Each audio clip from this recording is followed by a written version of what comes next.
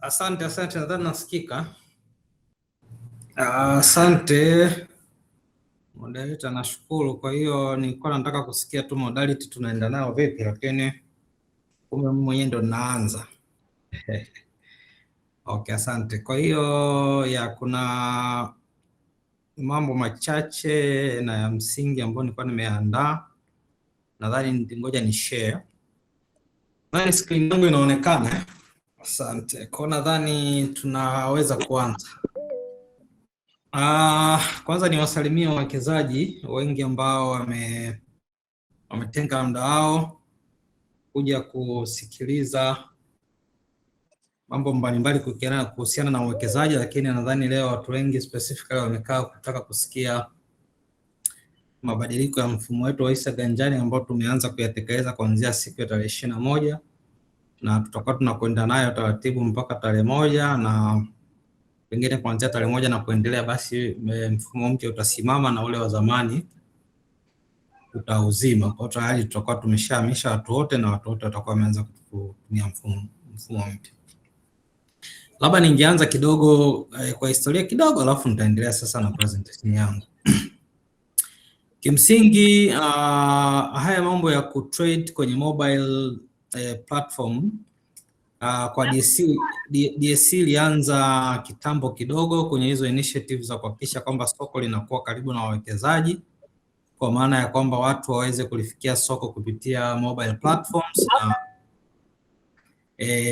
web platforms kwa ajili ya kuweka ule wepesi, kwa sababu siku ya nyuma ni kwamba kila mtu alikuwa anataka kutrade na soko anatakiwa atoke nyumbani aende kwenye ofisi za broker, aende akafanya registration kwa maana ya kufanya KYC, lakini vile vile kwenye zile subsequent purchases and sales lazima awe pia anafika kwenye ofisi za broker kwa ajili ya kufanya kununua au kuuza. Mara nyingine anakuta hisa ni kidogo tu, mtu anataka kuuza hisa zake 15, 25, 30 na maybe anatakiwa asafiri kutoka Gongo la Mboto aje mjini. Kwa hiyo kulikuwa kuna namna fulani, kuna mazingira ambayo yalikuwa kidogo yanafanya baadhi ya watu waione hii kazi ya uwekezaji kama ni ngumu kidogo au ni ya watu fulani. Kwa hiyo tukaanza hizi efforts za kuhakikisha soko linakwenda mobile, na tulianza way back toka mwaka 2014 tukafanya mpaka mwaka 2018 nadhani au 17. Tukaenda kama project kafa hivi, tukaasisi kidogo kwa mwaka 2020 tukaanza upya, ndio tulipokuja na tulibrand kama Hisa Kiganjani kuanzia mwaka 2020 mwezi Novemba. Kwa hiyo baada ya kufanya kazi toka 2020 mpaka 2026 tukaanza kuona kwamba mfumo huu ulikuwa si mfumo mdogo kama tulivyokuwa tunafikiri, au na mahitaji ya watu sasa yameanza kuwa ni makubwa, awareness ya wawekezaji imekuwa ni kubwa sana, na mahitaji ya watu kuwekeza kwenye soko yamekuwa ni makubwa. Kwa hiyo kama mwaka 2025 DSE kaamua kimkakati kabisa kusema hapana, tunahitaji kufanya mabadiliko makubwa kabisa ya kimfumo ili tuwe na mfumo ambao kwanza utakuwa umezingatia design za kisasa kwa maana ya architecture, lakini vile vile imetumia teknolojia za kisasa ukilinganisha na ule mfumo wa zamani, lakini vile vile mfumo ambao level yake ya security kidogo imekuwa elevated. Lakini zaidi ya hiyo ni kwamba uwe na mfumo ambao una uwezo wa kupersist mazingira magumu, kwa maana ya kwamba kile kipindi ambako kunakuwa kuna peak ya investors kuwekeza kwenye soko, pressure ni kubwa, kila mmoja anataka kuinvest kwenye soko, basi mfumo uweze kutoa service pasipo kuna kuteteleka au pasipo kuwa na shaka yoyote. Kama mwaka 2025 tukaona kuna haja ya kudesign mfumo mpya kama nilivyosema, lakini lengo lilikuwa kwanza kulikuwa kuna malengo makubwa kama 3 mpaka 4. Moja ilikuwa ni kwamba tuwe na system ambayo kwanza imetengenezwa ndani na wataalamu wa DSE, ambapo wataweza kuimaintain hii system ili kuweza kujibu yale mahitaji ya wawekezaji, kwa sababu soko lilikuwa linakimbia, lakini pengine mfumo ulikuwa haukimbii katika namna ya kuweza kujibu mahitaji ya wawekezaji. Kwa hiyo kulikuwa kuna haja kwamba kwa nini tusiwe na mfumo wetu ndani ambao sisi wenyewe tukiwa ndani, kwa sababu tunaona pressure za wawekezaji, tunaona pain points za wawekezaji, tunaweza tukakimbizana kuhakikisha kwamba solution tunazitoa kwa haraka inavyowezekana. Kama kuna bugs tunazifix kwa haraka inavyowezekana, ili tuweze kuhakikisha kwamba soko letu linazidi kumaintain ile authenticity yake. Lakini kama nilivyosema, mambo mengine yalikuwa ni hayo, kwamba teknolojia ya kisasa, architecture ya kisasa kidogo, sio tulikuwa zamani na mfumo ambao ni tunaweza kusema ni kwamba ni just one large program ambayo kitu kidogo kisumbua basi the whole system inakuwa kwenye changamoto kubwa. Lakini sasa hivi tumekuja na design za kisasa kabisa kwenye architecture, maana ya microservices wanaita wataalamu, wale watu wa IT watanielewa. Kwa hiyo hayo ndio yalikuwa malengo makubwa ya DSC, kuhakikisha kwamba tunatengeneza system ambayo itakuwa ina hizo feature. Lakini feature nyingine za ziada ilikuwa ni kwamba tuwe na system ambayo inaweza kuscale up kirahisi, kwa sababu mfumo tuliokuwa nao ulikuwa na changamoto zake kuscale up na nini, ilikuwa inahitaji, kwa kweli tulihitaji mfumo mpya. Kwa hiyo tumetokuja na mfumo ambao hata tukiendelea kuongeza features and products na mambo mengine mengi kwenye upande wa kuintegrate na mifumo mbalimbali, kwa kweli uko very much superb. Lakini vile vile tusisahau kwamba pia ili tulazimu pia kuhakikisha kwamba kwa mahitaji ya sasa tunahitaji kuwa na mifumo ambayo kwanza ina user experience ambayo ina quality hali ya juu sana, kwa maana ya kwamba wawekezaji wanapokutana na mfumo au wanakutana na mfumo ambao inafanana na mifumo mingine bora. Kwa hiyo tulikuwa tunajiona kwamba tuna mfumo ambao kidogo haujazingatia zile principles nzuri za user experience za kisasa kama wenzetu wanavyofanya. Kwa bado kuna kwamba hapana, ni lazima twende na mionekano ya kisasa, user experience ya sasa. Mtaona wale walijaribu kuingia mmeweza kuona namna ambavyo kazi imefanyika kwenye upande wa graphics, kwenye upande wa web, kwenye upande wa hapo ni completely tofauti sana na system ya nyuma. Kwa hiyo hayo ndio yalikuwa malengo makubwa kama matatu au manne aliyofanya kwa nini DSC iweze kufanya maamuzi magumu ya kubadilisha mfumo kwa kiwango kikubwa. Kwa kilichofanyika sasa ilikuwa sio tu upgrade, hapana. Ilikuwa ni kukaa chini na kuanza kuandika mfumo mpya from scratch. Kwa hiyo lazima tulielewe. Kwa hiyo tumekaa chini na tumeandika mfumo upya from scratch, na ndio maana mifumo yote miwili kama mmenoti inarani pamoja sasa hivi. Yule anaweza kutumia mfumo wa zamani anaweza kuendelea, na yule anayetumia mfumo mpya anaweza kuendelea na akaendelea na miamala yake. Kwa hiyo tutakwenda ikifika tarehe mmoja tunaweka pembeni, basi tunachukua mfumo wetu mmoja mpya na tunakwenda mbele. Kwa hiyo ni historia fupi kidogo ya safari ya hisa kiganjani. Nimeisema toka huko 2014 lakini mpaka sasa hivi 2026 ambayo hii ni kama version kama ya 3 hivi naweza kusema, ambayo naamini wengi mmeanza kuitumia, mmeiona na I hope mna enjoy muonekano na experience ambazo ziko na system hiyo. Kwa kusema hivyo, ningeomba nitembee sasa kwenye mambo ya msingi ambayo watu wanaweza kuyatarajia katika platform hii. Nimesummarize kama maeneo 8 muhimu ambayo yafanyia mabadiliko kidogo. Kwa hiyo nitajaribu kupita taratibu. Hizi ni agenda tu nilikuwa nimeziandaa kwamba tutapita katika maeneo ambayo tutapita. Kwa haraka executive summary yetu kwa maana kwa maana ya mchoro, utaona hiyo ndio ilikuwa transformation map ilivyokaa, kwa maana ya kwamba ni maeneo gani ambayo tumejaribu kuyagusa kwenye portfolio, kwenye social investing, lakini kwenye mambo ya asset investing, kwenye swala zima la access, namna gani mfumo tumeuandaa kwa ajili ya baadaye kwa maana ya future ready innovation roadmap, lakini vile vile user experience ambayo ndio sehemu key sana katika system za kisasa. User experience, je, mwekezaji wetu how comfortable mwekezaji yupo kwenye kutumia mfumo. Kwa hiyo ukitizama mabadiliko ambayo yametokea katika mfumo huu, kwanza kama kawaida tutakuwa tunaendelea na ule utaratibu wetu wa watu kutumia NIDA pamoja na namba ya simu kwa ajili ya kufungua account. Lakini mabadiliko kidogo ambayo tumeyafanya ni kwamba kwanza tumevunja mara mbili, kwamba kwanza mtu anaanza kufanya KYC, maana know your customer. Alafu baada ya akishafanywa KYC yake, sasa maana tumeweza kutambua ni nani, majina yake na kila kitu na taarifa fulani amezijaza za kwake tunazohitaji, and then anakwenda kwenye hatua ya pili ambayo ni kufungua account. Kwa hiyo katika mfumo huu wapo watu ambao wanaweza akaingia akafungua account kwenye mfumo alafu asifungue CDS account. Kwa hiyo yupo mtu anaweza kaingia kwenye mfumo akafungua account alafu labda kwa sababu zamani alikuwa tayari ana CDS, ni mwekezaji wa zamani, ndio akaimport ile CDS account yake akaendelea kuitumia. Kwa hiyo unaweza ukaona, kwa sababu zamani ilikuwa kwa mfano mtu ambaye yuko na account yake ya zamani ni lazima anyanyue simu ampige broker ndio mfanyie registration, lakini unaona katika mfumo huu ni kwamba mimi nitaanza kwanza, nitajiregister, nitajifanyia KYC, alafu nitaichukua CDC yangu nitakwenda kuimport katika huu mfumo, then broker ataiverify tu, then baada ya kwa uhitaji hata kumpigia simu broker, kwa sababu utapeleka request kwa broker ataiona, ataifanyia kazi automatically, utapata access kwenye system na moja kwa moja utaweza kuanza kutrade. Kwa hiyo jambo hilo ni la msingi sana kujua kwamba sasa hivi kuna KYC iko separate ukilinganisha na ufunguaji wa CDC account.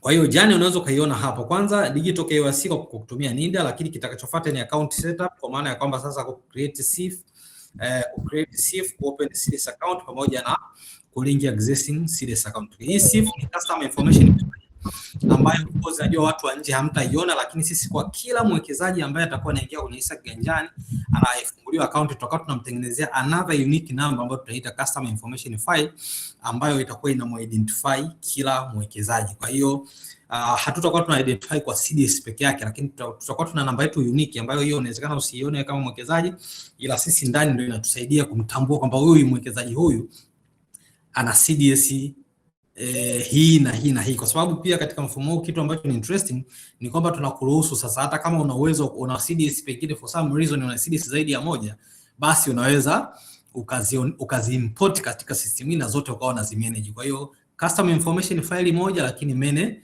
CDS account ambazo zinakuwa associated na hiyo hapo. Kama unayo moja, well and good. Kwa hiyo hiyo ndio jana, mtu ataweka NIDA, atatengeneza customer file, atapata baadaye atatumiwa OTPs katika multiple channel. Kwa mfano tunatuma OTP sasa hivi kwenye SMS, tunatuma kwenye WhatsApp, tunatuma kwenye email. Kwa hiyo hayo ndio mabadiliko kwenye customer onboarding, namna ambavyo tumejaribu ku-restructure hiyo process. Na vile vile kitu kingine kikubwa ambacho pia tumekifanya hapa ni kwamba sasa hivi kwa mtu mpya kabisa hataweza kuendelea na safari mpaka atakapokuwa amepata OTP, kwa sababu utaweka namba yako ya simu paka upate OTP ndo unaanza safari. Waliopita kulikuwa na changamoto kidogo kwamba unaweza ukaweka namba yako ya simu ukakosea na ukaendelea na safari, baadaye wakati sasa ile OTP tunataka tukutumie mwishoni tunajikuta kwamba ile namba ya simu ushaikosea. Kwa hiyo hata OTP tunapotuma tunatuma kwenye namba uliokosea, matokeo yake mwekezaji anakuambia hapati OTP, kwa inabidi tena aanze kupiga simu kwa broker au apige simu DSC, na sisi ndio tufanye tena maneuvering huko backend ili huyo mtu aweze kupata OTP. Kwa hiyo unaweza kuona tumekisolve sana hicho kipande kwamba wewe kama hukupata OTP in the first place huwezi kuendelea na safari. Kwa hiyo ni kwamba utajua pengine namba yako umeikosea au kama hivyo. Kwa hiyo hayo ni mabadiliko ambayo tumejaribu kuyafanya kwenye upande wa namna gani tutaweka mazingira rahisi kwa ajili ya wawekezaji kuweza kufanya registration. Lakini kitu kingine ni kwamba pia tumejaribu kuangalia kuweka namna ambayo mtu anaweza kuaccess investment assets zake tofauti tofauti. Kwa mfano tunajua kwamba tuna equity ndani ya soko letu, tuna trade equity bonds pamoja na ETF. Kwa hiyo with this system manake una uwezo wa kutrade equity, una uwezo wa kutrade kutrade ETF, lakini tulichokiongeza sasa hivi ni kwamba una uwezo wa kutrack portfolio zako za bonds za serikali, lakini vile vile na zile corporate bonds. Kwa hiyo una uwezo wa kuzitrace, at least kuzitrace kwa maana ya kujua balance yako ni kiasi gani, kwamba kuwa na zile asset zako zote ambazo uko nazo ambazo zipo katika capital market unaweza ukaziona na ukaweza kuwa na view ya portfolio yako. Kwa hiyo ndio hiyo concept ya multi asset investment access. Lakini trading inawezekana tu kwa equity pamoja na ETF. Lakini huko mbele nitaelezea kwamba kwenye upande wa corporate bonds pia tutawezesha watu kuweza kutrade corporate bonds nadhani in the very near future. Lakini kwenye upande wa kutrade government bonds nadhani hiyo ina changamoto zake nyingine za kiufundi ambazo ziko nje ya DSC na kunyuma na wadau wenzetu watakapokuwa wamesolve baadhi ya matatizo, then tunaweza tukaleta paka government bonds ziweze kutrade katika secondary market hapa DSC. Kwa hiyo hizo ni tulichokifanya ni kuimprove angalau access ya portfolio ya asset zako tofauti tofauti zote katika the same house, katika the same wallet, na unaweza ukawa unazimanage. Hicho kimekuwa ni kilio of course ya watu wengi kwamba wakipenda kwamba napenda nione na bondi na corporate bonds, nataka zote niwe naziona. Tukasema okay fine, kwa tumerespondi kwa kufanya hayo mabadiliko. Lakini eneo lingine ambalo tumejitahidi kuja nalo ambalo ili of course alikuwepo ni jipya, ni kwenye kuangalia namna gani tunaweza tukafanya social investing au social and inclusive investment, kwamba tunajaribu kuangalia kwamba namna gani tunaweza tukatumia mtu na network yake kufanya wao wawekezaji, lakini vile vile kuendelea kuongeza investment base, lakini kuwafanya watu wazidi kuelewa capital market na stock exchange kwa upana zaidi, kwa kutumia relationships zao walizoko nazo kwa maana ya urafiki na ujamaa. Kwa hiyo tumeweka uwezo wa mtu kuweza kununuliana, yani marafiki kununuliana shares.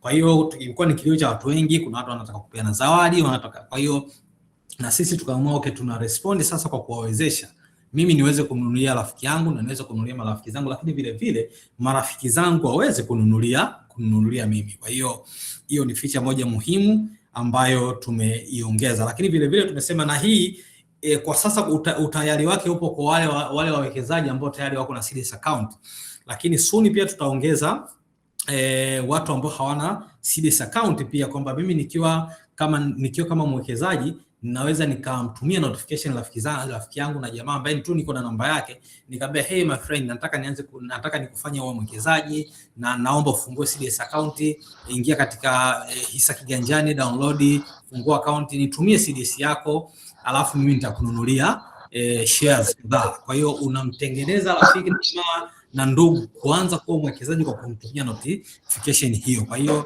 itatusaidia kuanza kumobilize watu na kuendelea kutengeneza jamii inayotuzunguka pia iwe jamii ya wawekezaji. Kwa hiyo hilo ni eneo ambalo tumelitrack, na unaweza kufuatilia taarifa zote kuhusiana na nani unawanunulia au unanunulia kiasi gani, ripoti zake, unaweza kutrace kufuatilia order zake za watu waliokununulia, watu waliowanunulia na vitu vya namna hiyo. Kwa hiyo ni jambo jipya ambalo tutakutana nalo katika system hii, na is very secure kwa sababu mtu unayemnunulia shares ni lazima atoe consent, kwamba wewe unasema rafiki yangu nataka nikununulie shares, lazima akubali. Kwa akikubali, wewe uliyeomba kumnunulia ndio unaweza ukaendelea. Lakini vile vile unaweza ukamtumia mtu request kwamba nataka niwe na kununulia, lakini wewe usininunulie mimi, au nataka niwe na kununulia wewe afu na wewe unanunulia mimi. Kwa hiyo unaweza kutengeneza hiyo condition wakati unamuongeza rafiki kama part of your investment community.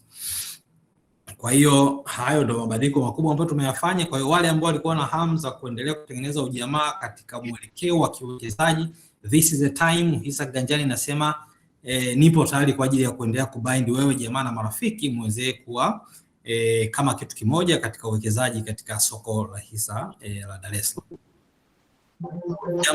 Jambo lingine ilikuwa ni ambalo limebadilika ni kwenye swala zima la portfolio management. Iko very smart, ukiangalia iko very dynamic kutokana na mabadiliko ya bei na vitu vinavyobadilika. Utakuwa unaona namna inavyobadilika, lakini pia hata presentation yake nadhani kwa wale ambao wameingia wanaona kuna graph nzuri sana. Kuna namna ya kumanage, unaweza kuificha portfolio, unaweza kuexpose, ni wewe unavyoweza kuona. Kwa hiyo is a live dashboard, lakini vile vile is a multi CDS management, unaweza ukafanya hivyo, lakini vile vile ni kufanya end to end tracking ya order zako, muamala wako umeanzia wapi, umefika wapi. Kwa hiyo ni moja ya maeneo ambayo tumeboresha sana, lakini vile vile order book depth, unaweza kaona sasa hivi ukiitazama ile order book, tumekuwa hatutakuwa tunaonyesha ile order book kwa maana ya kwamba kuonyesha kila order inayoonekana kiasi kwamba hivyo tunakuwa tumeamua kwamba tutakuwa tuna consolidate, kwamba ukiona kwenye bei labda ya shilingi 2700 utakuta ni line moja tu, 2700 kuna share 200,000, 2720 kuna share hivyo. Tofauti na zamani ambapo ulikuwa unaona kwamba labda 2700 kuna share 30, 2700 nyingine share 35, 2700 nyingine share 1200. Hapana, kwa tutakuwa tuna consolidate zile shares katika the same prices, zinakuwa kwenye line moja. Kwanza inatusaidia kuifanya order book yetu hiyo very smart, very short na very precise, kuliko kuwachanganya watu wakawa unawapa volume of information so unnecessary. Kwa hiyo ni mabadiliko ambayo tumeyafanya. Lakini kitu kingine kikubwa sana ambacho najua kimekuwa ni kilio cha watu wengi, kwa sababu mimi ninazungumza na wawekezaji wengi, I know their pain points, nazungumza na brokers.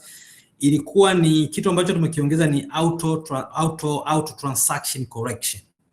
Kuna nyakati ambazo mtu anaweza kuweka order yake ikakaa pending kwa muda kwa sababu mbalimbali za movement ya transaction na traffic katika systems.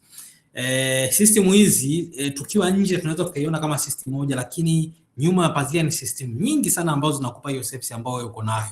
Kwa hiyo kuna nyakati ambapo hii mifumo kwa sababu fulani za kiufundi inawezekana hakuwa na mawasiliano mazuri, kwa hiyo ukajikuta pengine kuna order moja ilishindwa kwenda kwa imebakia katika state ya pending, haikwenda kuwa submitted katika mifumo mikuu. Kwa hiyo tumeliona hilo na tumeliona ni tatizo, kwa sababu mwisho wa siku hizi orders zilizokuwa zinapata changamoto zilikuwa zinatakiwa zije katika mfumo wa nyuma, zije huku DSC alafu tuzimanage manually, ambayo pia tukitizama ilikuwa inaleta workload ambayo pengine sio lazima, kwa sababu tuko katika dunia ambayo system na technology inabidi tufanyie kazi. Kwa hiyo what happened ni kwamba tuliamua kwamba kutengeneza module ambayo itakuwa inafanya auto correction ya hii miamala. Wapo watu ambao wanakuta mtu mwingine pia amelipa, lakini anamwambia labda unpaid na vitu vya namna hiyo. Kwa hiyo kuna auto correction itatusaidia sana kupunguza incidents za watu ambao wameweka order zao alafu kwa namna moja au nyingine zimeshindwa kufanikiwa. Na tunaendelea pia kutafuta scenario mbalimbali ambazo zinafanya order zisifanikiwe. Kwa hiyo kwa mfano moja nitashare hapa. Kuna watu ambao siku za nyuma wamekuwa wakibadilisha mabroker wengi, kabadilisha kutoka broker huyu kaenda huyu na huko kote ameenda amenunua, lakini siku anapokuja kuuza anasahau kwamba share anazouza alinunua kwa mabroker watatu tofauti. Kwa hiyo anakuwa kila kiweka muamala anapata bouncing, anaambiwa rejected, haelewi balance, anaiona imetosha na system inamwambia kwamba huna balance, na wakati balance anayo, kumbe ni kwamba bahati mbaya ni kwamba huyu mtu alinunua kwa mabroker tofauti. Na unapopeleka order katika system zetu ni kwamba tunaangalia hii order unaopeleka hizi share ziko chini ya broker gani. Kwa hiyo unapopeleka order ambazo ziko kwa broker, inabidi kile kiasi ambacho kiko kwa broker yule tu ndicho kinachoweza kwenda, ukizidisha itakwambia system haina balance. Kwa hiyo hayo ni maeneo pia ambayo tunaendelea kuyatizama na kuangalia namna bora ambayo tutaifanya, ambayo mtu kama anapeleka order ambayo pengine kuuza kwa ndani kwa securities ambazo kwa broker tofauti, tuwe tuna very intelligent way, kama ikibounce tumwambie kwamba umebounce kwa sababu ya 1 2 3, kufanya 1 2 3 ili uweze kupita. Kwa hiyo hiyo nayo itaingia kwenye hiyo kufanya auto correction ya miamala au auto advice wateja waweze kujua kwamba anatakiwa nifanye nini. Na nadhani tumeongea mara nyingi sana kwamba vision yetu kama DSC ni kufanya hisa kiganjani au platform zetu ziweze kumsaidia mwekezaji bila kuanza kutafuta watu wa kumsaidia. Tunataka tuitumie teknolojia kwa kiwango cha hali ya juu ili watu waweze kusaidika kwa teknolojia kuliko kuanza kuinteract na watu kila nyakati. Kwa huko mbele mambo yanayokuja ni mazuri zaidi, tutakufanya integration mengi ya based assistance na vitu vya namna hiyo. Kwa wawekezaji kikweli watasaidiwa na safari kama mlivyoona imeanza. Binafsi naiona imeanza kwa uzuri tu, kwa sababu kwa watu wameshaona sasa nini ambacho DSC imewaletea. Kwa hiyo hayo ndio maeneo ambayo tumeyafanya kwenye upande wa auto correction, kwenye upande wa smart portfolio pamoja na order management. Kwa hiyo nadhani kwa wale walioingia watajifunza zaidi ya pengine mimi nimezungumza machache, lakini mnaweza mkajifunza zaidi mtakapokuwa mna interact na system practically. Lakini jambo lingine tulilofanya ni tumeimprove sana kwenye eneo la notifications. Katika eneo ambalo wawekezaji wanahitaji kupata msaada wa kiwango cha hali ya juu sana, ni namna gani system yetu inaongea na wawekezaji so effectively. Kwa hiyo tulichokifanya kwanza ilikuwa ni kuongeza namna ya kuongea na wawekezaji wetu katika namna tofauti ambazo ni convenient kwa wawekezaji. Tunafahamu watu wengi wako very convenient kutumia WhatsApp. Tunafahamu wengi wanatumia SS pamoja na email. Kwa hiyo tutapeleka notification katika hayo maeneo yote ili kuhakikisha kwamba mtu anaweza kupata notification katika namna mbalimbali ambazo ziko convenient kwake. Kwa hivyo tunakuwa tumeuplift ile experience ya mtu kutumia mifumo. Kwa hiyo ni instant multi-channel alerts, lakini comprehensive activity feed. Pia unaweza kaona kuna activities zako unazozifanya, unaweza kuangalia feeds, lakini vile vile unaweza kupata notification mbalimbali ambazo sisi tutakuwa tunazituma kama soko. Kwa mfano hata kwa mfumo wa nyuma mlikuwa mnaangalia kuna notification zile in app notification tulikuwa tunazituma lakini ukiangalia notification za sasa hivi zimekuwa improved kidogo, kwa sababu una uwezo wa kuimanage ile notification, kwa sababu notification za nyuma ilikuwa ni kwamba huwezi kuimanage, tunakutumia ikiwa ndefu, ukifungua inapotea, huwezi kuona, huwezi kuscroll, huwezi kuclick the links ambazo ziko ndani yake, wala huwezi kuona image ambayo pia imekuwa attached katika hiyo notification. Lakini sasa hivi unaona kwamba tumeimprove kiasi kwamba una uwezo wa kumanage notification ambayo utakuwa unatumia. Kwa mfano, nyakati nyingi ambazo tutakuwa tunafanya webinar mbalimbali ambazo DStream kwa tukifanya, tunaweza kuwa tuna push notification moja kwa moja tukiwaambia jamani, hey, we have a webinar in 30 minutes to come, na link ni hiyo hapo, just click the link, jump in the bandwagon, tufanye masomo. Kwa hiyo hayo ni mambo ambayo tumeweza kuyarekebisha. Lakini kitu kingine tumeongeza statements. Mtu unaweza kupata statement yako, unaweza kupata transaction history ya miamala ambayo umekuwa ukinunua na kuona status yake, muamala ulishanunua, umeununua leo, umeseto, upo katika hatua ya katikati ya kuseto, umefika mwisho umeseto. Ni mambo ambayo utayaona vizuri, na unaweza ukashusha statement yako kuona kwamba okay, mimi ninamiliki share hizi hapa na this is my statement. Kwa hiyo na hilo ni katika eneo la kuongeza transparency, lakini vile vile ni ile breakdown ya fees pia nayo utaiona inaonekana kwa uzuri kabisa kwenye platform yetu. Na kitu kingine ambacho nilisahau juu kwenye mambo ya user experience ni kwamba pia platform yetu sasa hivi inapatikana kwenye modes zote mbili. Kuna black mode, lakini vile vile kuna white mode. Wale wanaopenda mambo ya white tutatumia white, wanaopenda black tutatumia black. Kwa hiyo unaweza ukaona namna ambavyo system imekuwa much more expressive kulinganisha na system ya mwanzo. Jambo lingine ni modern and user centric digital experience. Nadhani hilo nimekuwa nikilisema toka tunatoka juu. Kwa hiyo utaangalia guided workflows, unachokifanya kiko very well guided. Huwezi ukafika tu kwa nowhere ujui cha kufanya. Kwa system na process yenyewe na ku guide what to do katika your journey. Kwa hiyo step by step guiding for critical actions like IPOs na trading. Kwa hiyo unaweza yani na kwamba system inajieleza yenyewe, lakini vile vile ni support center ambako unaweza kupata articles mbalimbali tutakazoweka frequent asked questions, lakini vile vile na contact support. Lakini jambo lingine ni kwenye upande wa responsive design. Kwa wale ambao wamejaribu kuinteract na system wanaweza wakaona namna ambavyo system iko very responsive, muonekano, rangi na vitu vya namna hiyo na hivyo. Kwa hiyo hiyo ni kwenye eneo la modernity, lakini user centric digital experience, kwa maana ya kwamba tumemfocus zaidi user anataka nini. Lakini eneo lingine ni uwezo wa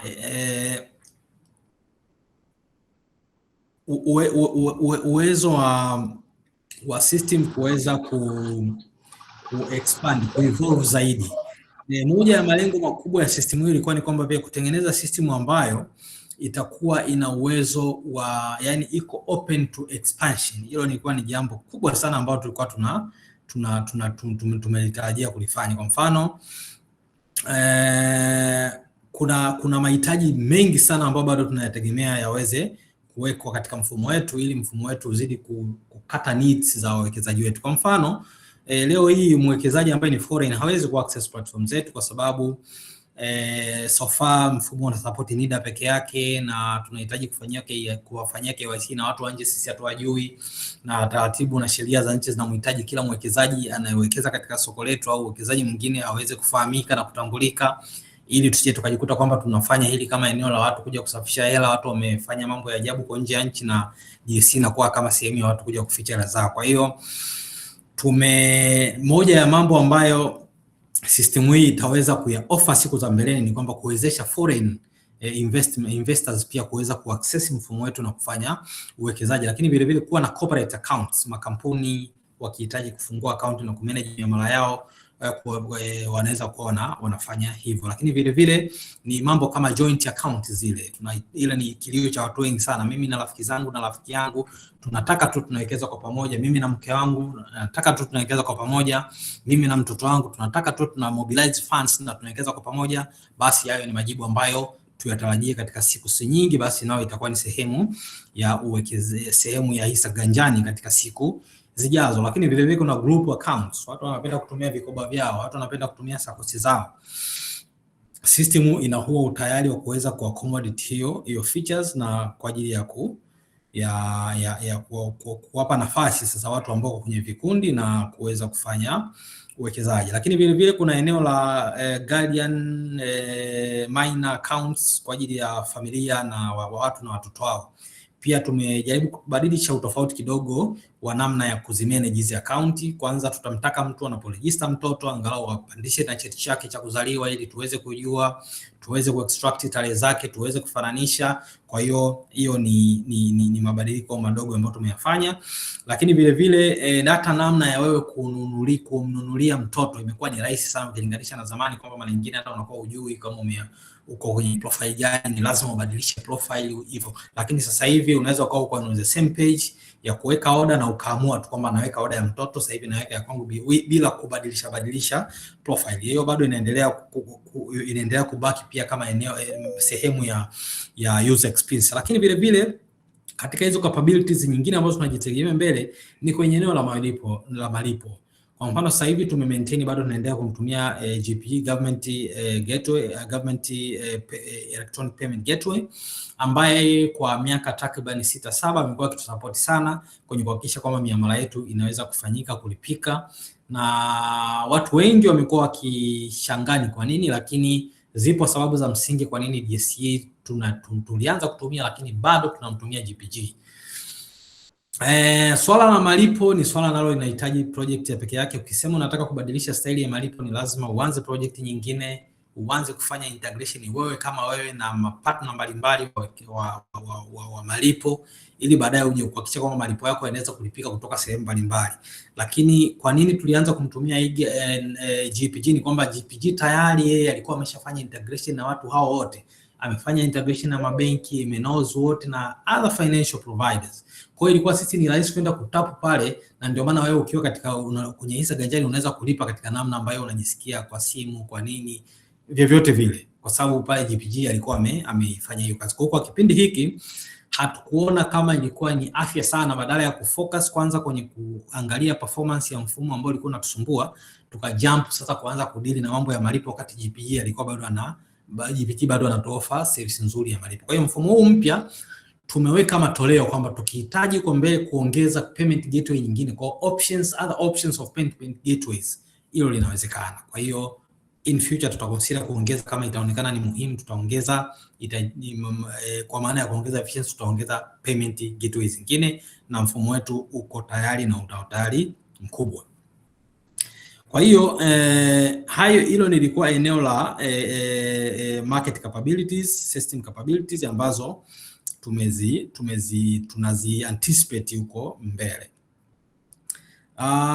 Future ready platform kama nilivyosema ina uwezo ku expand, lakini vile vile na growth roadmap. Kwa hiyo nini ambayo tunatarajia in the very near future ni mambo ya secondary market. Secondary market trading kwenye upande wa bonds, especially corporate bonds, kwa ajili ya kuongeza liquidity kwenye soko. Lakini vile vile ni upande wa payment, inawezekana payment is in the very near future, lakini ni jambo ambalo lipo kwenye pipeline. Lakini vile vile ni referral growth, kwa maana ya kwamba namna gani tutakuwa na referral programs za watu kuweza kurefer, kuendelea kuwavutia wengine kujiunga na soko na kuanza kuwa wawekezaji. Lakini jambo lingine kwenye roadmap yetu ni namna gani tunaweza tuka integrate our market with the artificial intelligence tools mbalimbali, ili kuwapa nguvu wawekezaji waweze kufanya maamuzi na kuweza kuelewa kila wanachotaka kuelewa katika kila mmoja na kwa uwezo wake. Kwa sababu ndugu zangu, mnatakiwa tufahamu kwamba sasa hivi especially kuwepo kwa hizi generative AIs au agentic AIs itatusaidia sana. Kwa mfano mimi nimetaka kuwekeza, lakini si mtaalamu sana wa mambo ya crypto market, pengine si mzuri sana kwenye lugha iwe ya Kiingereza au ya Kiswahili, labda naongea lugha yangu ya kabila langu na vitu vya namna hiyo. Lakini unaona kabisa kwamba ulimwengu tuliopo sasa wa artificial intelligence tuna uwezo wa kumwezesha kila mmoja kwa namna alivyo aweze kusaidiwa kwa namna alivyo. Kwamba mimi ninajua Kiswahili sana, nitauliza kwa Kiswahili. Mimi ninajua lugha yangu zaidi, nitauliza kwa lugha yangu, na nitaelekezwa nitaelekezwa kwa lugha yangu ili niweze kuelewa, sio kwa kutumia haya terms magumu na mnajua kabisa technical jargon ya crypto market kidogo yanawachanganya watu, na ndio maana inafiaga mahali inaonekana ile soko ni la watu fulani tu, kwa sababu kwa mtu wa kawaida kabisa ambao ndio watu tunawatarget, kwa sababu kila siku tunahubiri mambo ya financial inclusion.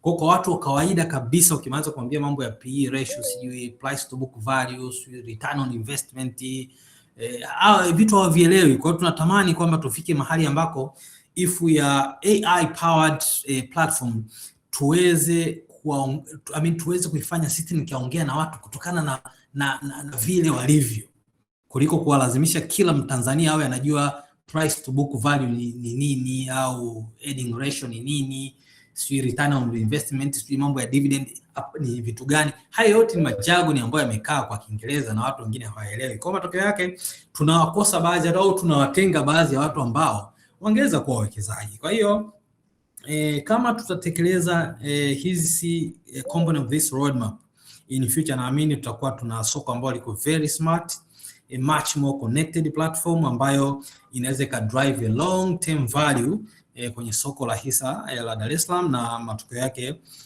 tutakuwa tumeandika chapter mpya. Kama mnavyofahamu, wawekezaji bado ni wachache kwenye soko, tuko bado hata milioni 1 hatujafika.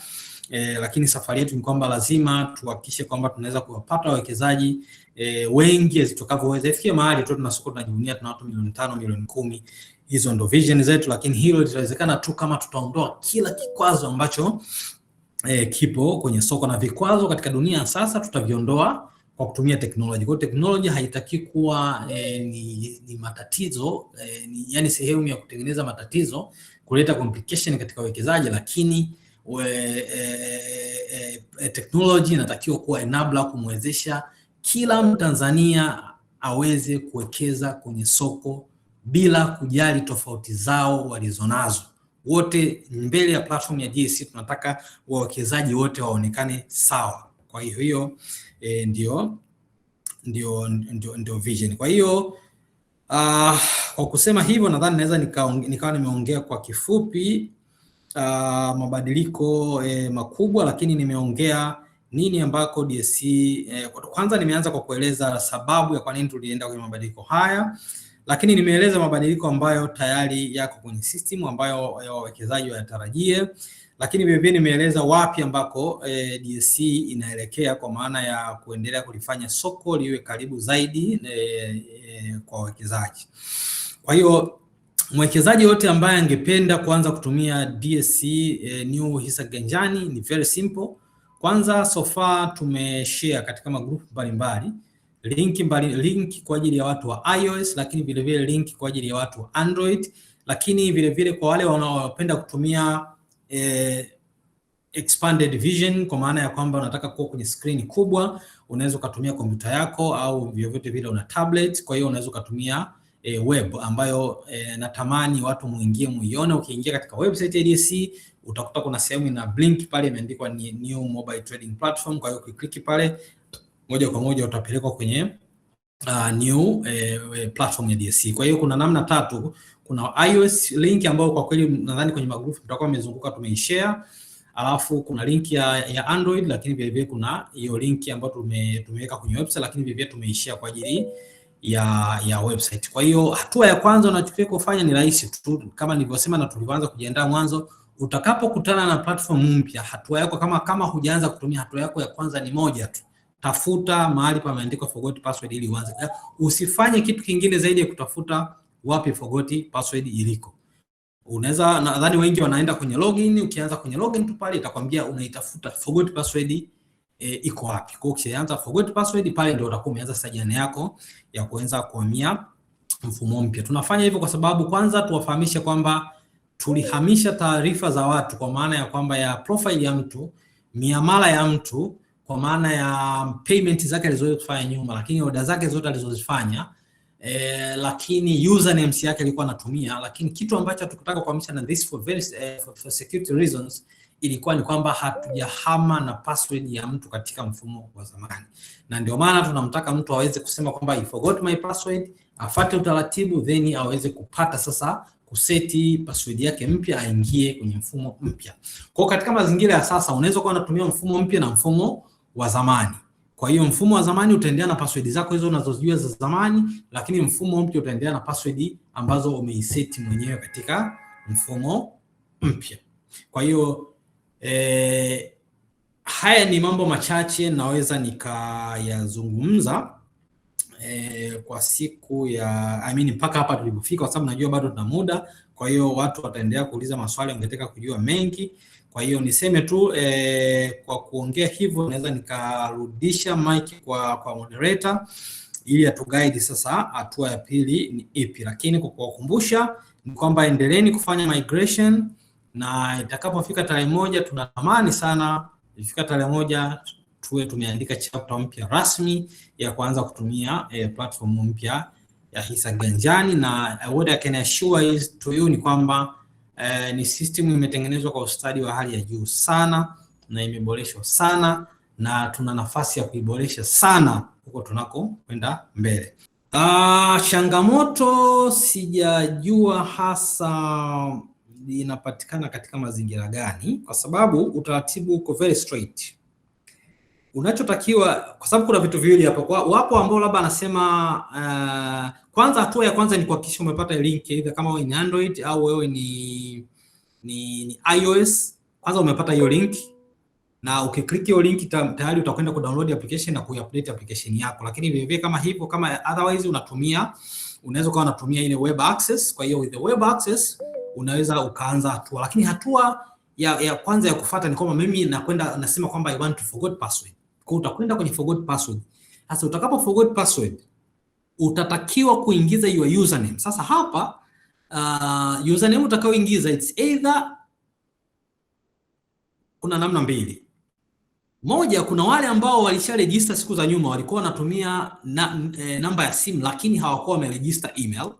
Wapo hao watu, ila walikuwa wanaingia kwa namba ya simu. Kwa hiyo ukifika pale, tafadhali ingiza credential ambayo ulikuwa unaitumia kuingia katika zamani. Kwa hiyo kama ulikuwa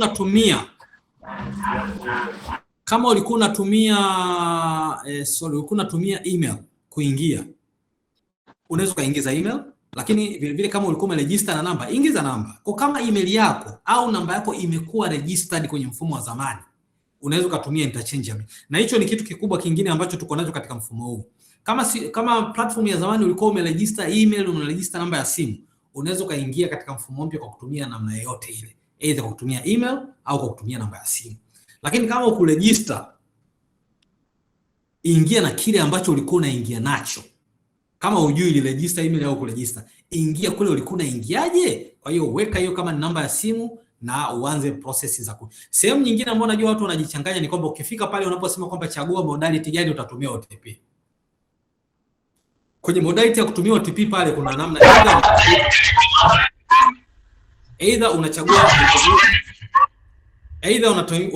unachagua utumie kwa email, ama utumiwe kwa WhatsApp, ama utumiwe kwa SMS.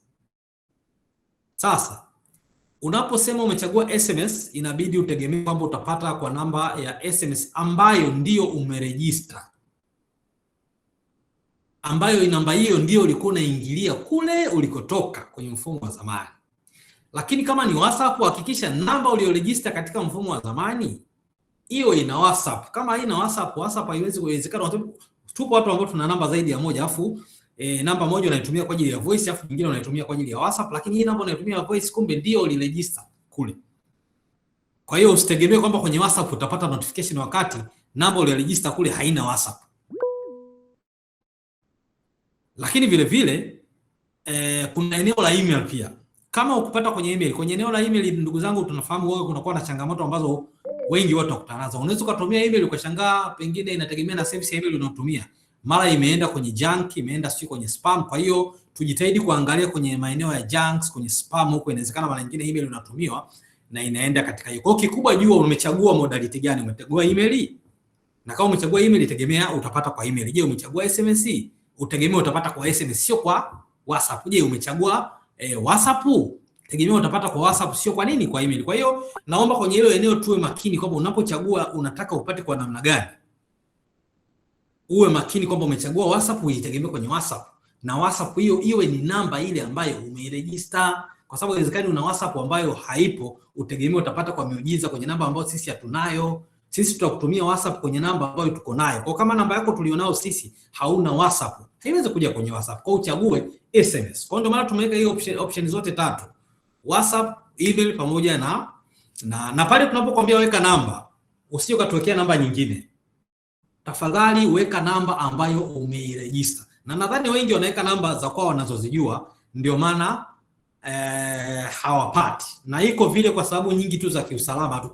Hatukutaka kukuambia kwamba ukiweka namba tukwambie bana hii namba sio. Tuna sababu zetu za kiusalama. Hatutakwambia namba hii sisi hatuna, ila OTP hutaipata. Kwa naomba uregister taarifa ambazo umeziregister, be it email, be it namba ya simu. Asante sana kwa presentation nzuri. Nimefurahi sana uwepo wangu leo, najifunza mambo mengi sana. Lakini na maswali mawili yanayohusu huu mfumo mpya. Swali la kwanza, ninataka kujua kwenye hii platform ya DSE imewekaje usalama wa wawekezaji wapya ambao hawajui vitu vingi, wanakuja tu na ile download app, fanya hivi. Lakini changamoto imekuja kwenye hii swala kuhama kutoka app ya zamani kuja app mpya. Yani tumekuwa tukitumia linki nyingi sana. Kwa sisi ambao hatujui tunakuwa tunachanganyikiwa tuingie wapi, tuanzie hapa. Na kama tunavyojua teknolojia inavyokuwa, tunaweza kukumbana na mahackers wengi. Kwa hatujui sasa inatakiwa tuwe na zile linki official au DSE wenyewe wawe na watu maalum ambao watatuma hizo taarifa kwa wakati.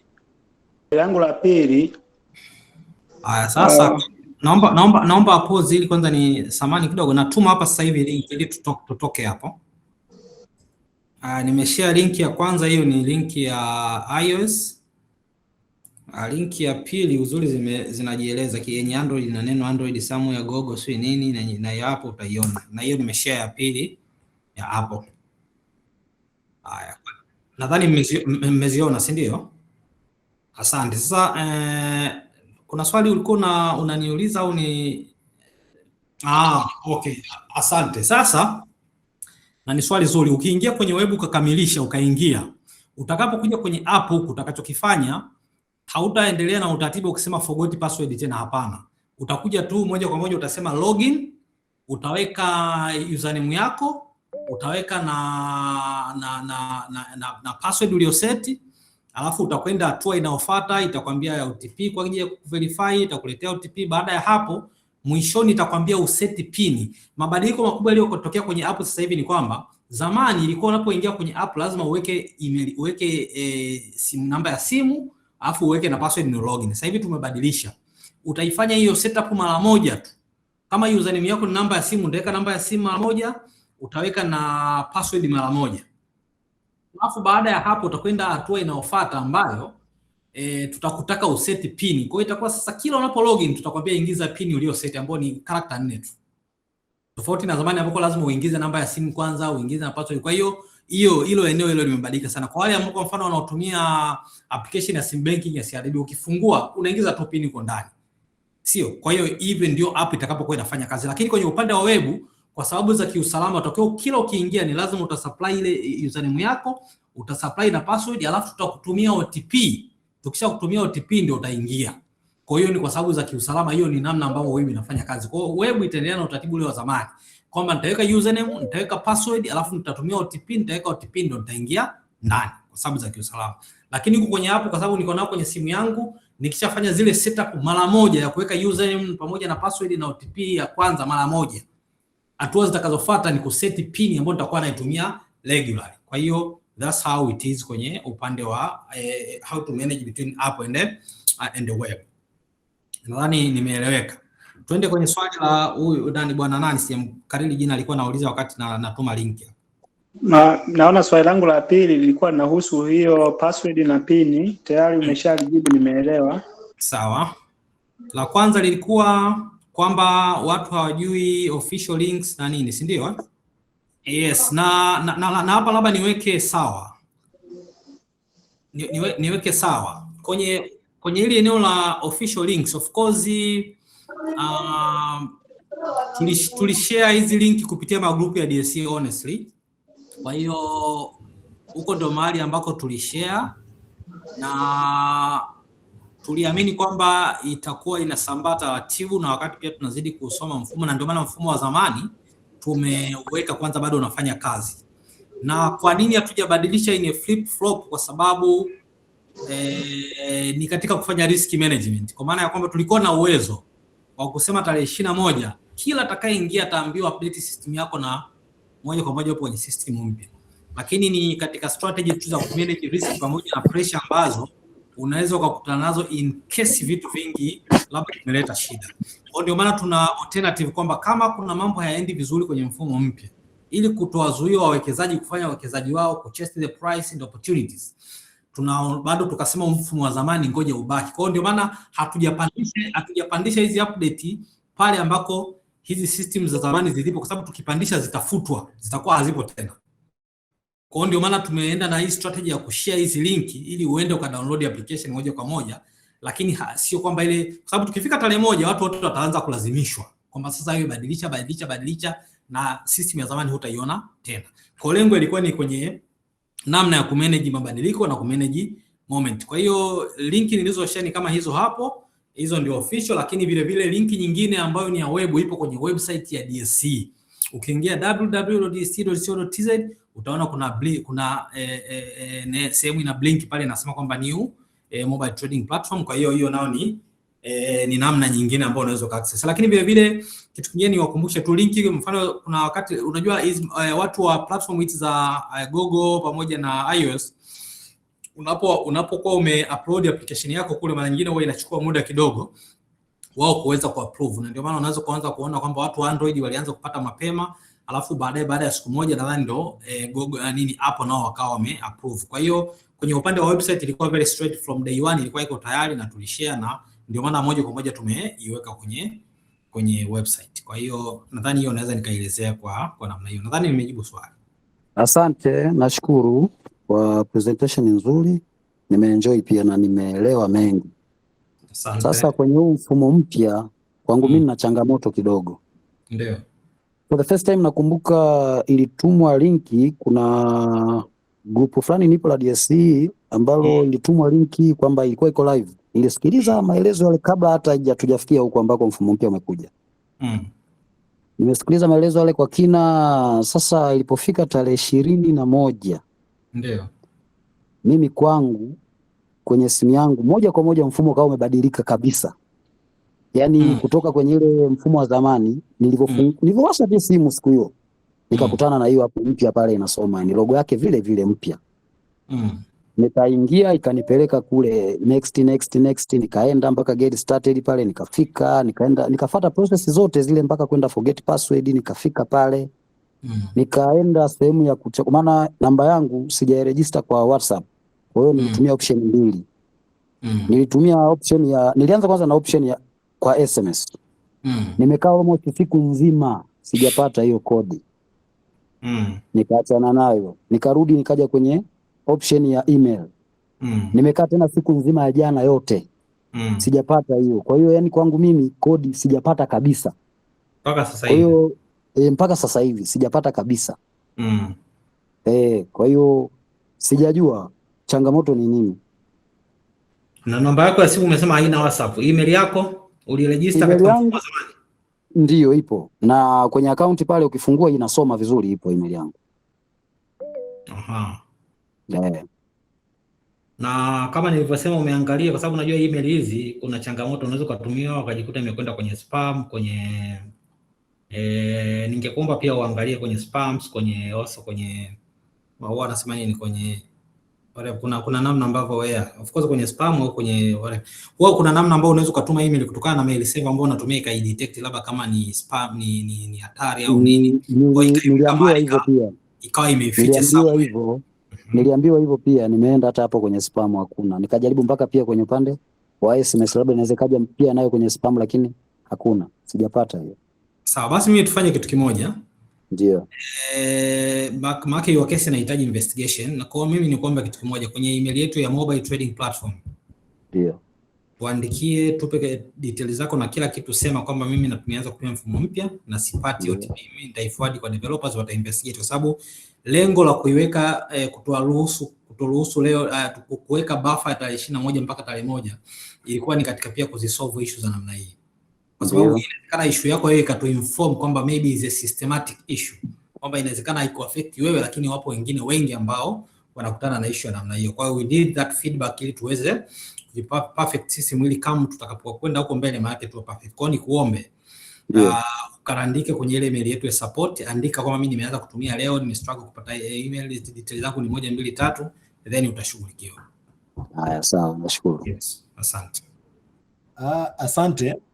Asante. Mimi nimeweka hiyo ya Android, nimekuja kwenye tester. Sasa nimeambia hapa UI tester, alafu kuna maelezo huku, alafu kuna live program. Labda hakuna sehemu mpapia install. Hapa niambia tu UI tester. Kuna sehemu ukishuka chini kuna sehemu itakuwa kuna mahali nimekuandikia install chini somewhere, wewe tafuta tu. Hapana, mimi kicho kuja huku chini kuna live the program. Hiyo si Android? Yes. It's a bit strange kwa sababu ninajua kuna mahali nakwambia kabisa kuna neno install. You click pale, installation itaanza. Sasa mimi niko kwenye ile app, sijaenda kule kwenye Play Store. Yaani nilifungua pale tester, nikabonyeza ile ikaniambia UI tester. Alafu kuna maelezo kwamba itachukua muda, itaendaenda, alafu kuna bold message ya kulive kama unataka kulive na nini, alafu hivyo. Lakini sasa kwa nini tupe maelezo sisi wa Android, yani ukishafungua hiyo linki unaendaje ili upate update mpya? Ndio shida yangu hapo. Sijajua nitatoa maelezo gani ya ziada. Jamani, kuna mtu mwingine amejaribu labda wa Android hapa tuko naye? Nimejaribu, ndio imekuja kama kaka alivyosema hivyo, tester live yani kule mwishoni nasema hivyo live program kama kaka alivyoelezea. Alafu pia nimejaribu nimeinstall upya, nimeingiza password yangu ile ya zamani. Username nilikuwa natumia namba ya simu, nikaweka na ile password yangu ya zamani ile imefunguka tayari. Sasa sio inakueje? Hapana. Yaani hapo sababu unajua ukienda kwenye hiyo sehemu ya kuupdate kama ninavyosema, I mean kuinstall, maana yake itaanza kabisa, yani itaenda kuinstall, itaondosha kabisa ile link ya zamani. Yaani ile application ya zamani itakuwa replaced kabisa na mpya. Kwa hiyo mnachokisema kiukweli ukinarrate hivi, hata mimi mwenyewe nashindwa kuelewa, na natakiwa labda nifanye practically na mimi nione kinachotokea, kwa sababu I just installed simple like that unless labda kama kuna kitu ambacho kimebadilika. Mimi ngoja nijaribu kuclick hiyo link na mimi labda. Na mwingine wote ajaribu kama wote tuna experience the same thing.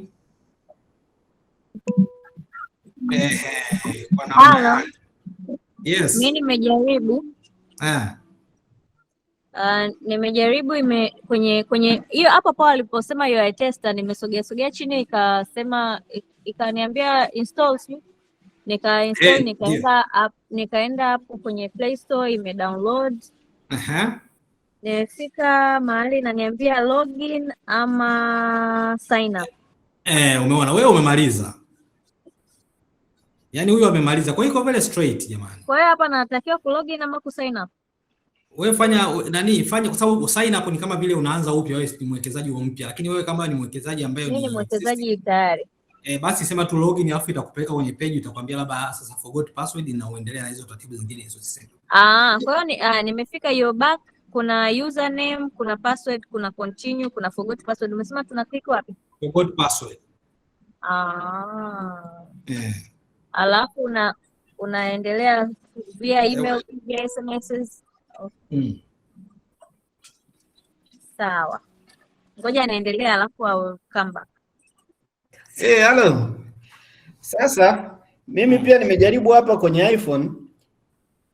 Hii sasa baada ya kufika kwenye sehemu ya ku login, nakumbuka jana nilifanikiwa kwenye ile ya web. Sasa kuna mwingine aliuliza swali hapa kwamba tunaenda na credentials zile zile ambazo tulizipata kule kwenye web. Ndio.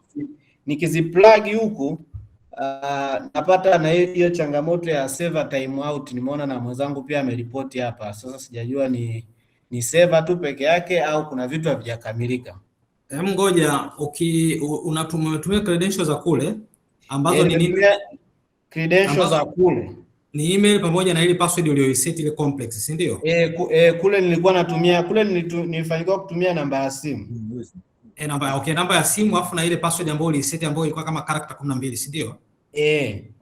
Kwa hiyo ukija huku unachokifanya maana yake uta login, utaweka hiyo nani yako na hiyo password unaoisema.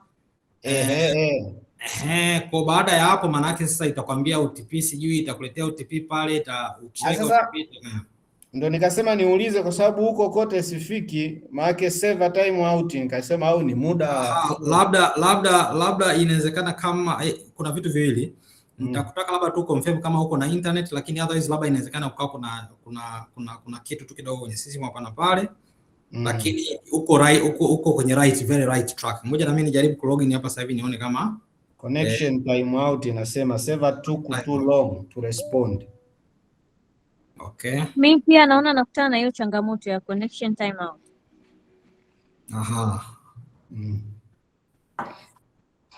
The same here. Na mimi najaribu hapa. Of course, of course na mimi mwenyewe nakutana nayo. Ngoja ni confirm kitu hapa na wataalamu.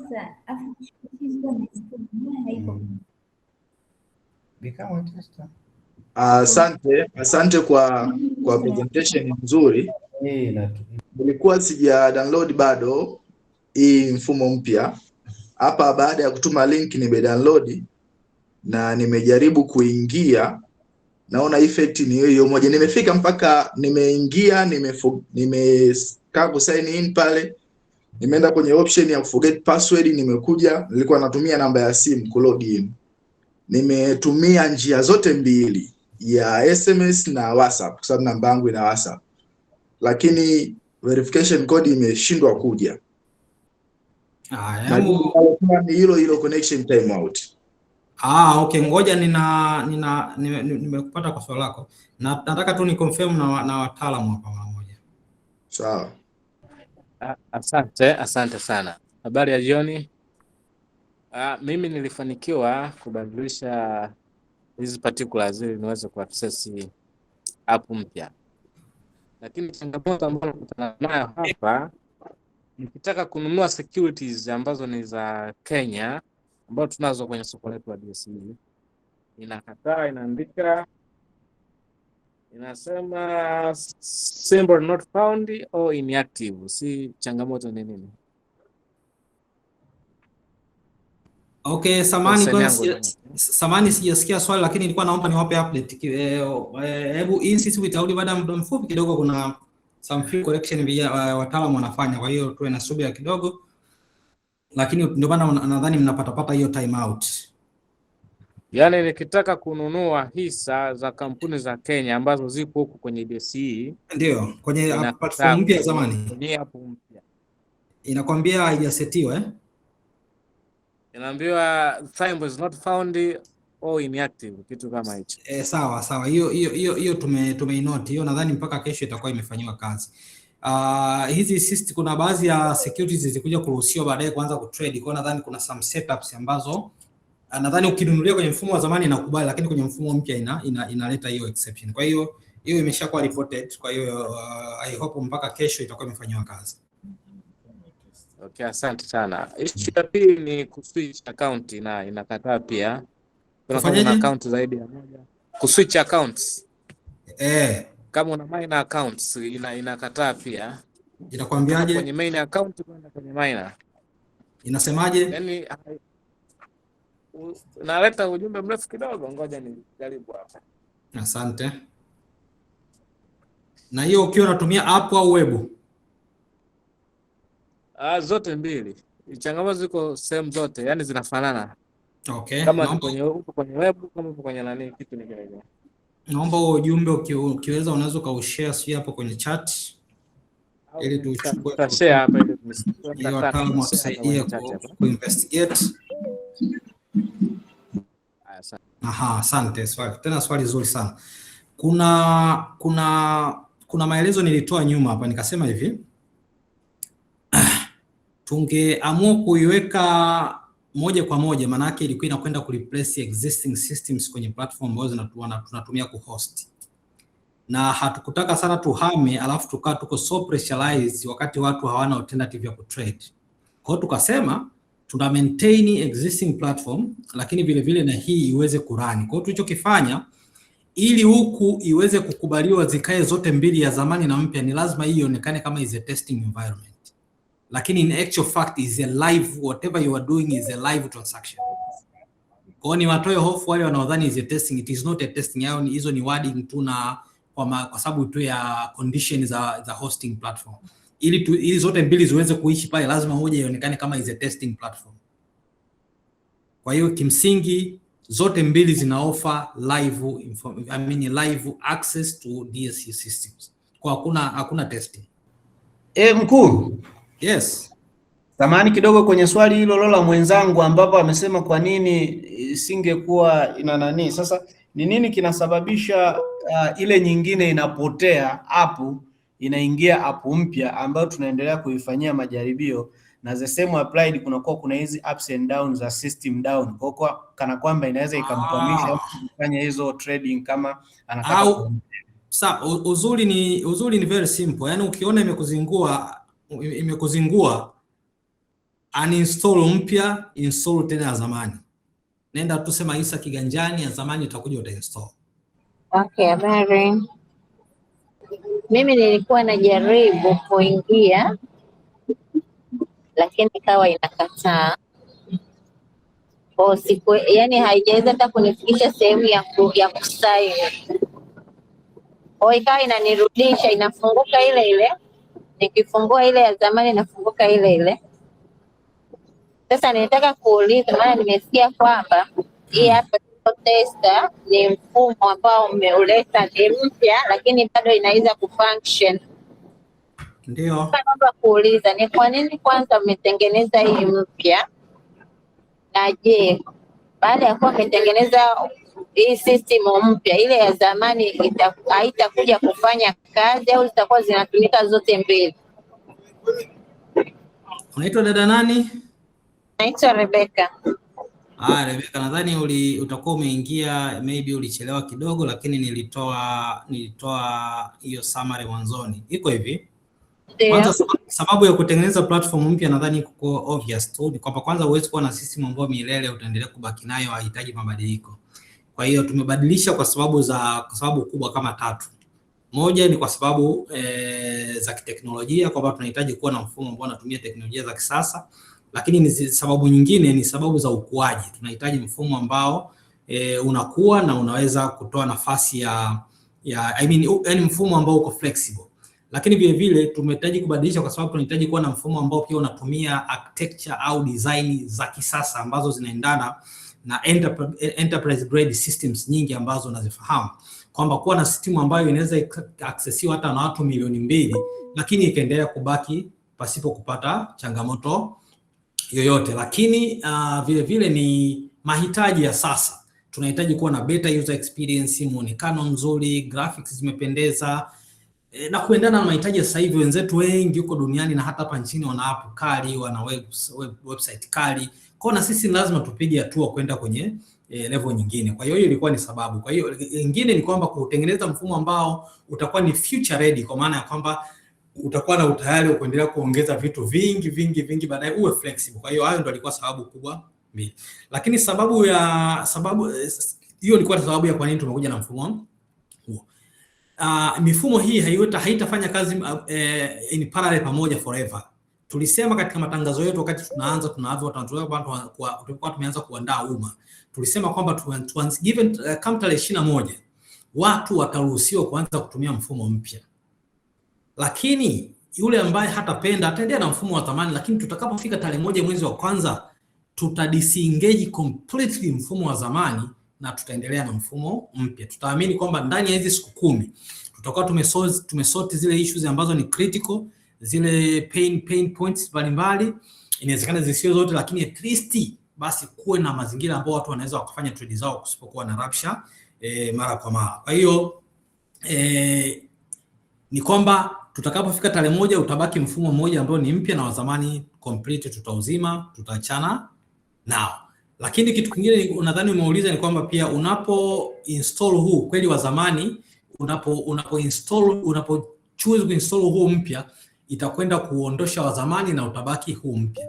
Lakini pia ndo nikatoa jibu kama ikitokea kama unahitaji kutrade, unaona huu mpya unakusumbua, bado una uwezo wa kuinstall hii na ukaenda ukasema kule, ukaenda Play Store ukaita hisa ganjani, ukaja wa zamani ukainstall na ukaendelea. Na ndio ilikuwa lengo la kuweka huu wa zamani ubaki, ili kusoti haya matatizo ambayo yatakuwa yanajitokeza. Kwa sababu ndugu zangu, lazima niwaambie kwamba tunapofanya mabadiliko ya system, haijalishi utakuwa umejiandaa kiasi gani, unapokuja katika mazingira ya live lazima utakutana na landscape nyingine ya matatizo, lazima tu. Kwa hiyo ndio maana lazima uandae mazingira ya ku manage situation kama zitajitokeza, kwamba sasa tumeandaa mazingira kwamba angalau watu wana alternative way of trading, hata kama tutakuwa tujakata. Hata hiyo tarehe 1 tukifika ikionekana kwamba kama huko bado issues ziko nyingi, watu wapo comfortable, tutaendelea kuruhusu wa zamani waendelee kurun, ili kuhakikisha kwamba watu wanaendelea kufanya trading zao pasipo na changamoto yoyote. Lakini plani ni kwamba tunapambana, ikifika tarehe 1 tunazima mmoja na maisha yanaendelea. Naamini dada Rebecca nimekujibu. Asante. Nimeona huyu aliyetupa swala la mine account, na ichukua hiyo ni watumie wataalamu waitizame.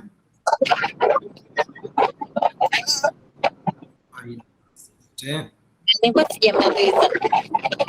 Nashukuru kwa majibu hayo, lakini kwa naomba pia kuuliza kwenye mfumo mpya kuna zile message mnakuwa umetoa labda tangazo, inatoka message ina pop up juu kwa wale ambao wanakuwa na notification. Kwa mfano kama simu yangu mimi ina notification, kwa hiyo nikipokea message naweza kuisoma pale juu, isipokuwa siwezi kuimaliza yote.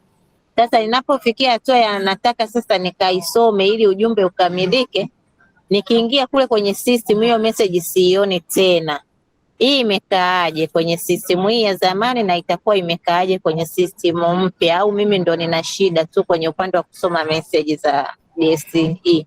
Asante sana. Very good news Rebecca, ni kwamba nilijibu hili swali kwamba moja ya maeneo ambayo tumefanya marekebisho makubwa ni hilo kwenye eneo la notification. Tutakuletea notification ambayo is a manageable notification, whether kuna link ndani, whether kuna picha ndani, utaweza kufungua na kufanya na kumanage na kuiangalia, na chochote unaweza kufanya with that message. Kwa hiyo it won't be like messages zitakuwa zinadisappear kama ilivyokuwa zamani. Kwa hiyo hao ni mabadiliko makubwa, kwa sababu wenyewe tulikuwa tunahitaji kwa ajili ya kutumia kama facility pia ya kucommunicate mambo mbalimbali ambayo yana include kuweka even images, kuweka links na nini. Kwa hiyo it's a manageable notification center. Okay, asante. Samahani kwa kuinterfere. Nimeshatuma ujumbe hapo kwenye chat. Nimeuona na nimeshaupiga picha na nishawatumia wataalamu, watauangalia. Hopefully mpaka kesho itakuwa sorted out. Nadhani ni issue tu ambayo imejitokeza. Binafsi mimi maina wangu nilishawa nini na naweza hata kuwanunulia. Kwa hiyo yeah. Hello. Yes. Sawa, nashukuru sana kwa presentation na nilikuwa na maswali kadhaa. Cha kwanza ni kuhusu market report. Kwenye mfumo wa zamani market report ulikuwa unaweza kuiona kwenye website bila hata kulogin. Lakini sasa hivi hiyo option haipo kabisa. Kwa nilikuwa naomba kuuliza ni by design imefanyika au imesahaulika kwa bahati mbaya. Lakini kwa ushauri wangu ningetamani sana market report iweze kuwekwa pia kama ambavyo kwenye mfumo wa zamani ulikuwa unaweza kubonyeza kile kibabo pale, hata kama unafanya kitu kingine ukasema uangalie trend ipoje, unaingia unanunua au unakuwa unaimonitor market kwa siku husika. Lakini namba 2, market report ambayo ipo ndani ukiifungua kwenye website baada ya kulogin ina option chache, tuseme bid quantity pamoja na bei zake za kuuza na kununua. lakini zile functionalities zingine, kwa mfano change au highest price kwa hiyo siku, lowest price kwa hiyo siku, volume, hazionekani, na ambazo zilikuwa ni muhimu sana kwa mtu ambaye alikuwa anafuatilia market report let's say kila siku. Unaweza ukabonyeza pale change ukaona inaanza kuanzia ile ambayo ina highest gain mpaka yenye lowest gain au yenye loss kubwa. Okay, asante. Tutajaribu kuliangalia hilo kwa sababu ni technical, hakuna kitu kinachoshindikana, lakini kuna wakati architecture imekaa vizuri, lakini tusisahau kwamba mwisho wa siku ni functioning system na sio tu ile ina rangi nzuri. Jambo la tatu ni kwenye two factor authentication. Kuna sehemu kwenye mfumo unaweza ukasave preference ya upate wapi OTP. Sasa kwa sasa mimi nilichagua option moja ya kupata OTP kwa message, lakini bado inaniletea kwenye message na kwenye WhatsApp.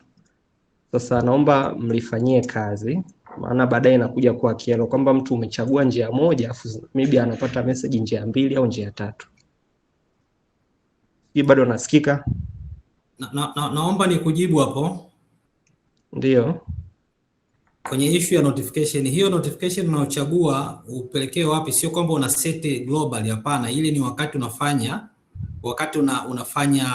ile migration, pale unachagua utumie wapi, lakini baada ya hapo notifications zinaenda sehemu mbalimbali, kwa sababu hayo pia ilikuwa ni mahitaji ya wawekezaji, kwamba kuna baadhi ya channel hazifiki, na hii inakuwa watu wanaishia kupiga simu na kuuliza. Kwa ndio maana sisi tunapeleka kwenye channel tofauti, ili ukikosa kupata kwenye channel moja uipate channel nyingine.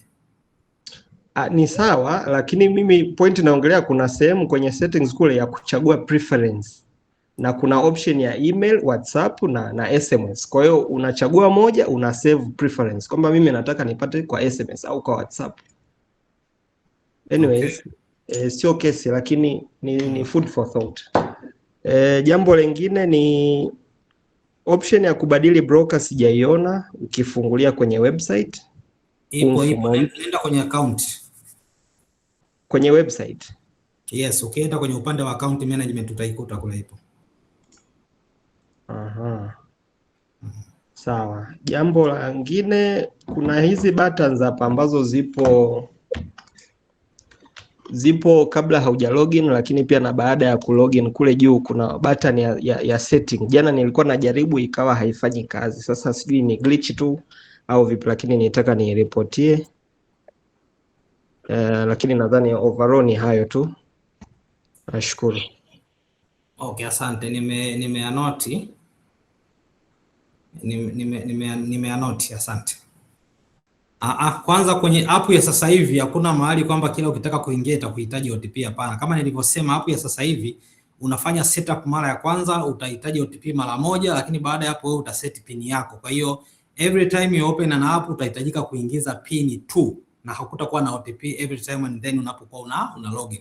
Lakini kwenye upande wa web ndio tunakuhitaji kila unapo login, na lazima tukutumie OTP ili tukuverify uweze kulogin. Kwa hiyo kwenye upande wa web hayo ni maboresho. Kama tulivyosema, system tunahitaji pia kuimprove eneo la security, na pia tukumbuke system hizo tunapotengeneza huwa pia zinapitiwa na wataalamu kama inavyohitajika kwenye financials, kwamba system ipitiwe na wataalamu wa security na waseme ili tuwe secure tufanye nini. Kwa hiyo moja ya maeneo ambayo tumelazimika kuenforce kuweka OTP ni hilo eneo la web, kwa sababu kumbuka web iko pale out there, kila mmoja na access. Kwa hiyo testi na majaribu mengi, web iko so much exposed kuwa breached. Kwa ndio maana kuanzia sasa kwenda mbele there will be OTP based login kwenye upande wa web kila utakapokuwa na login.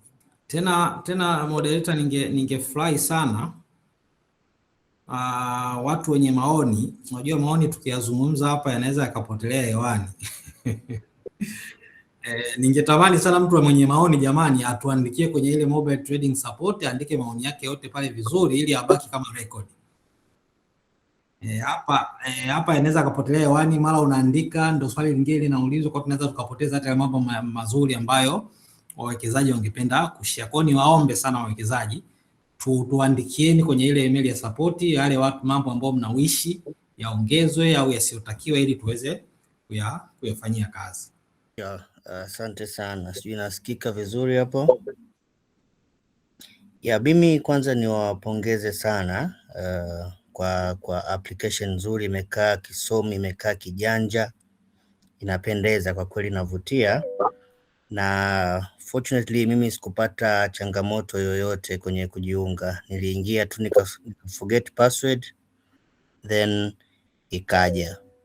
Kwa hiyo nadhani hiyo ilikuwa imekaa vizuri. Cha msingi ambacho nimekiona, nasikika bado Okay, bwana, huku inaletea notification kwamba network yangu iko chini. Nimekuja kuona kitu kimoja kizuri sana ambacho kinaelezea kwenye ile trend ya bei. Nimeona sasa hivi kuna ile ya kuangalia miezi mitatu, kuna kuangalia month na kuna kuangalia in a week time.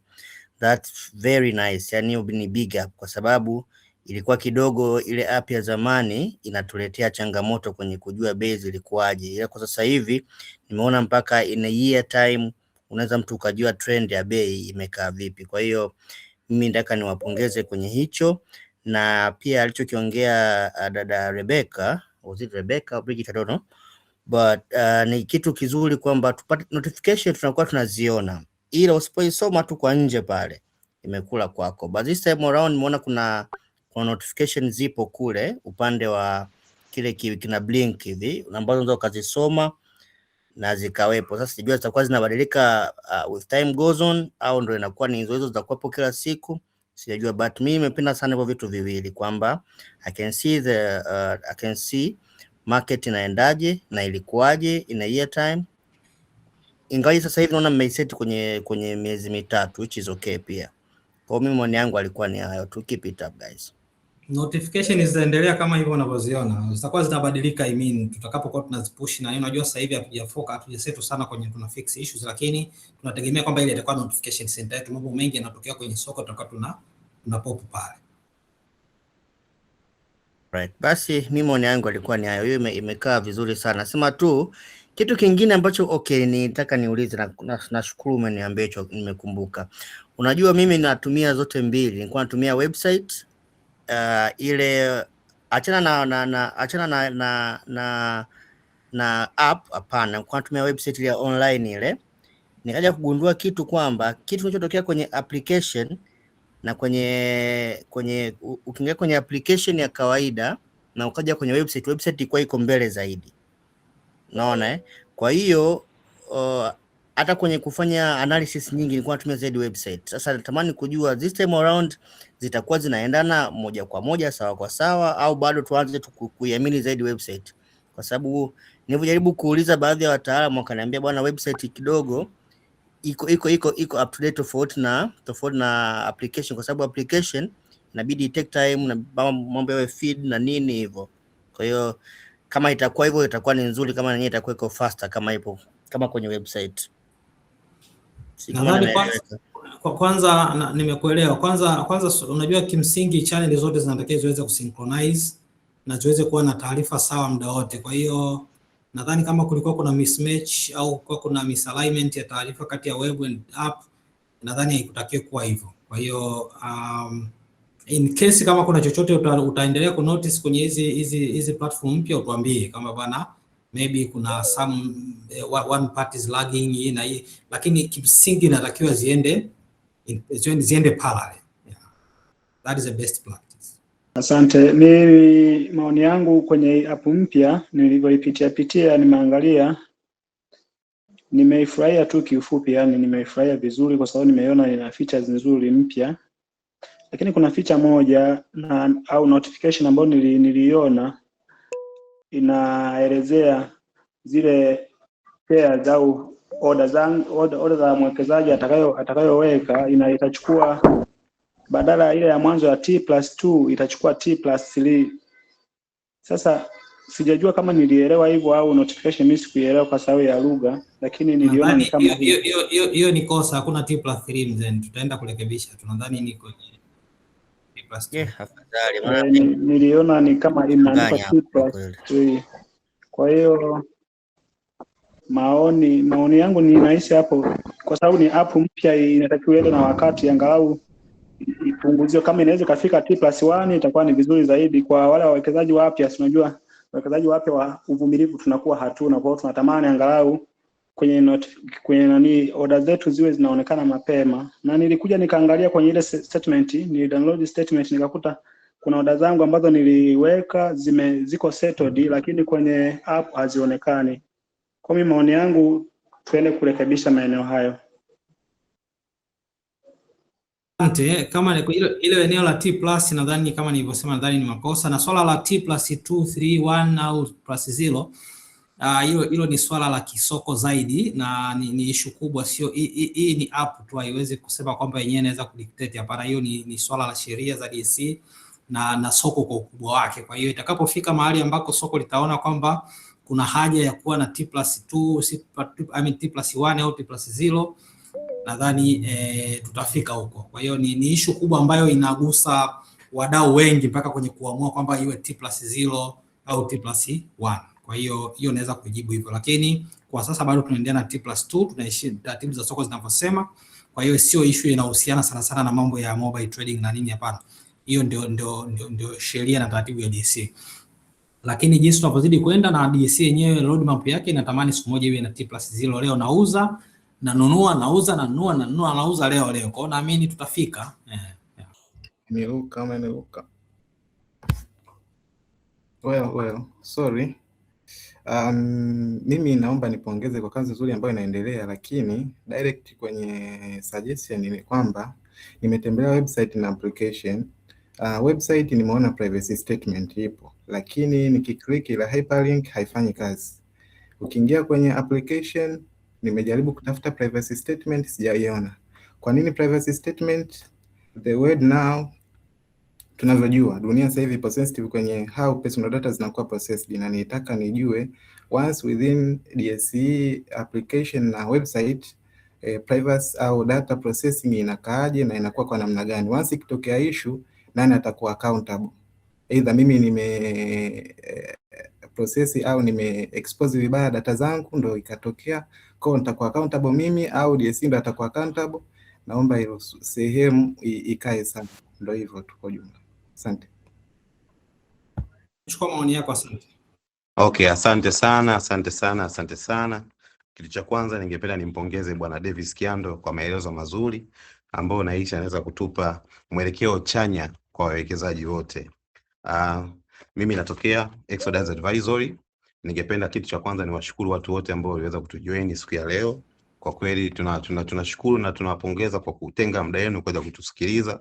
Na Davis Kiando, kwa kweli tunaomba uendelee kutuvumilia, na tukikuomba siku nyingine please uje, kwa sababu watu wengi bado wana maswali mengi, na hakika bado tuna grace period mpaka tarehe 1, na matumaini mambo yatakuwa yamekaa sawa. Mimi nimejaribu kuingia kwenye app hapa, na app yangu sasa hivi iko mpya kabisa.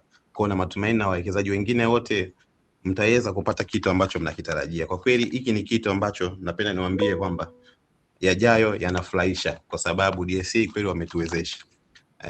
Kwa nipende kuwashukuru, na tunakuwa na hizi webinar mara kwa mara. Tungeomba muendelee kujoin, mtenge muda wenu jamani, ili tuweze kuwa pamoja kwenye hili swala. Exodus Advisory tunapatikana Oyster Bay floor ya 6 kwenye ghorofa ya Noble Peninsula Center. Kwa hiyo jamani, mje ofisini, mtupigie simu. Kuna namba zetu za call center ambazo tunazisambaza kwenye magrupu, mtupigie simu. Mkipata tatizo lolote msisite kutujulisha, tupo hapa kwa ajili ya kuwasaidia. Wale watu ambao hawajawahi kuwa na akaunti ya CDS, naomba mjoin, mfungue account. Msisahau Exodus is your best broker. Okay, karibuni sana. Asante. Habari za muda huu jamani? Aisee, samani mimi kwanza nashukuru, nimeingia kwa kuchelewa. Ni kidogo nimeingia kuchelewa, niko mbalimbali kidogo, lakini na samani kama swali pengine labda mtakuwa mlishalijibu au mlishalielezea. Nilikuwa naulizia kwamba je, kule kwenye application, yani na kwenye nikiingia baada ya mimi kuupdate huko kwenye website na kule inabadilika, yani ile kwenye app na yenyewe inabadilika, inakuwa kama huko. Naam. Sorry Innocent. Nilikuwa naulizaje? Nasema hivi, maana nimeweza kuingia kwenye website huko kuweza kufungua hiyo nanilia mpya, huko kwenye website uweze kufungua hii DSC mpya ambayo imekubali, lakini nauliza, je, nikienda kule kwenye app pia itafunguka, itakuwa imekuwa updated kwenye app kule, au kule inabaki vile vile? Hapana, kwenye app nadhani tumeshare, ukifuatilia kwenye chat hapa tumeshare linki za kuupdate app yako. Kwa hiyo ukienda kwenye website kwenye website, kwenye app kama hujafanya action za kutumia hiyo linki tuliyokutumia na kuendelea na taratibu zingine, itaendelea kubaki ya zamani. Kwa hiyo kuna mmetuma kwenye nini? Angalia hapa kwenye chat za hii session, kuna chat zipo hapa, tumeshare linki mbili ya iOS lakini vile vile ya Android. Okay, nashukuru sana, asanteni sana.